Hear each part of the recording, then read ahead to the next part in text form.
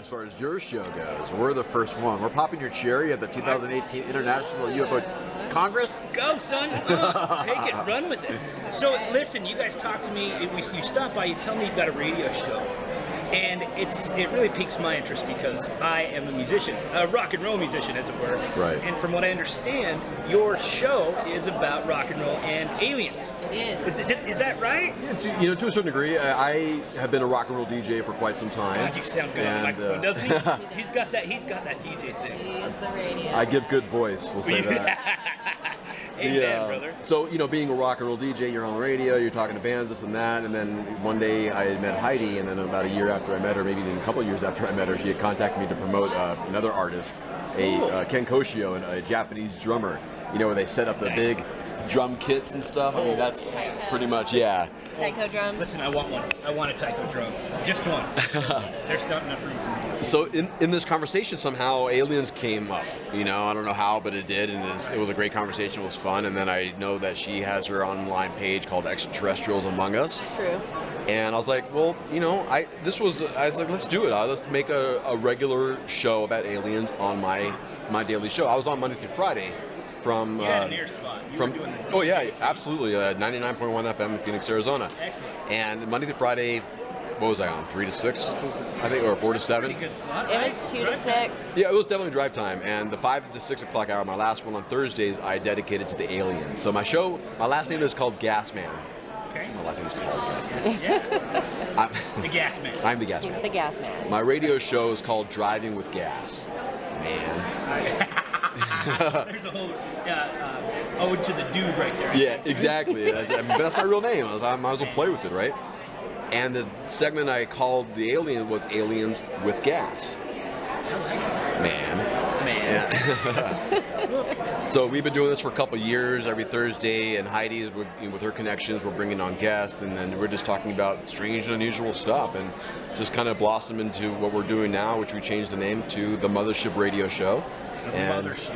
yeah, I do too. And we're heard in San Luis Obispo, Phoenix, Arizona, and every other Saturday tonight in Sonoma County on KOWS. And you guys also distribute this via podcast networks, right? Yes. RSS feeds and all that. Absolutely. The point of what I wanted to do was to have the radio element and then the next day drop it on podcast. They're two different beasts. Of course they are. Of course the radio's got the familiar with both. yeah, the radio's got the songs, which you're not going to hear mostly on the podcast unless the bands give us permission. And the podcast has a bunch of other stuff, the overtime that that didn't fit in the radio show. Sure. Maybe some other stuff we talked about. The cursing we were talking about. And the cursing, exactly right. So have you Heidi done any radio prior to this? Nope. You just walked in and you had, I guess you had that ability to walk onto a microphone and just start talking. That's kind of how I got into it as well, Right. to be honest with you. I had no radio background whatsoever, but the microphone worked. Yeah, and I've been doing radio for about, I think, 17 years at the time, and when she joined the show, I was like, all right, she can hold her own. So what that was important. You guys interviewed? Oh, man. We've gotten a lot of people. We've talked to ghosts, we've talked aliens, we've talked to, abductions. But with the rock and roll theme is kind of where we're angling at. We want to talk to bands and musicians. And you have a nice little resume of musicians that you've interviewed, is that correct? Yes. It's a small one, but it's pretty impressive, I think it is, because it includes Karma and Appease, legendary drummer. That right there. That's the first one you mentioned last time. I met you guys. Yeah. As a drummer, that's my dude. Right. Right. The thing is, dude, I saw you drumming for Ozzy on the Bark of the Moon tour. Oh my God.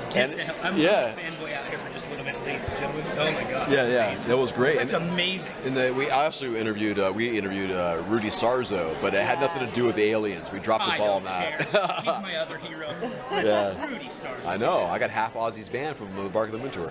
I know. Can I come hang out with you? We did interview his brother Vinny when he was with Kill Devil Hill. Yeah. But this was a couple years ago. This wasn't with Heidi. This is Rex Brown, right? Yeah. I don't think he's in it anymore. Okay, we're getting off the subject a little bit. And we had Greg Kinn. Yeah, Greg Kinn from the Greg Kinn Band. I'm not familiar. What is that? What was that? That was that song. That's a song. No, that was like that was the Partridge Family just did. It wasn't the Partridge Family. I was a little happy. I was too, yeah. And I was thinking about self-destructing. It's the breakup song. Yeah, Jeopardy. Our Love is Jeopardy. But he told a really cool story of when he was a kid in Maryland that him and his friend were camping out in the backyard or on the stoop, whatever it was. And they were on their roof. Well, kind of a roof patio thing. They weren't on the roof because the roofs were angled like a triangle type of roof. Those are hard to stand on, I'm telling you. Right. So they said a couple lights flew over the roof and came right within inches of their face, and it's a pretty fascinating story. Yeah. Have you guys had experiences yourselves? I have. She's got a lot more than I have. I've only seen You've seen things, right? I've well, seen two actually, things. no, we've seen two now because the one together. We saw one together a number of months ago. I know, right? And then when I was 19 in the Los Angeles area, I saw something high in the sky that was unique enough for me to stare at it for quite some time. And those were little black triangles. There's 3 of them in a triangle formation as well, way up high in the sky. You know. Was there not a big event with those triangle shapes here in Phoenix? The Phoenix Lights. Right. Oh, yeah, there was another event. We have like... They all run together for me. So they do. Do that, I don't mean to derail your education. No, but the thing that bothers me about the triangle now is that it's become knowledge that it's a government machine. So it kind of diffuses a lot of the, well, it's a black triangle one. Well, all right, that's not exciting. It's not sexy enough. It kind of loses its luster, doesn't it, when the government gets involved in many things. Right. You know, rock and roll. Well, I mean, who's to say all the stuff we... Right, I mean, but who's to say everything in the sky isn't government? You know, we don't know that. Right, It's not.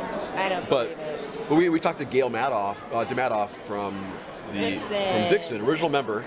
And she's awesome. She's so hilarious. Which member she was? The original singer, man. Yes. Bass player. That's it. Was she bass player? She was a singer. Was she bass? And she played bass. Yeah, I too. think she played bass. Yeah. But she was my the God. singer. Did she still have the hair? I think she still does. The hair.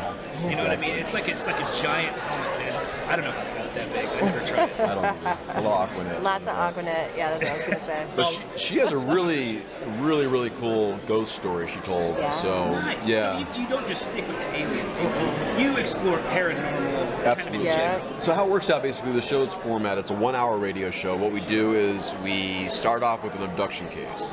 So what I do is I find audio from people telling us their story, and then I slice up their audio and we kind of just go over it for about 20 minutes or so. Cool. And it's just we kind of riff on it, have fun with it, And then we do a segment on like current events and what have you. And then we do an interview segment, and then we kind of close out with something musically related. We had a really fun conversation about this girl who took an artwork, and in this artwork was musical notes that were imprinted on the backside of a dude's butt. Yeah, what's the Earthly Garden, something like that? I'm intrigued. It's a very fascinating little story here because The Garden of Earthly Delight. that's it, exactly it. It was a Bosch painting. It's a triptych.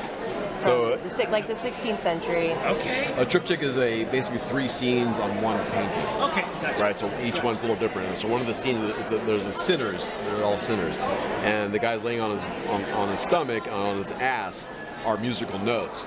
So this girl from Oklahoma Christian University, Of course. right? Of course, they love the butts and and the sinners and stuff. So she decided to kind of interpret this into a real piece.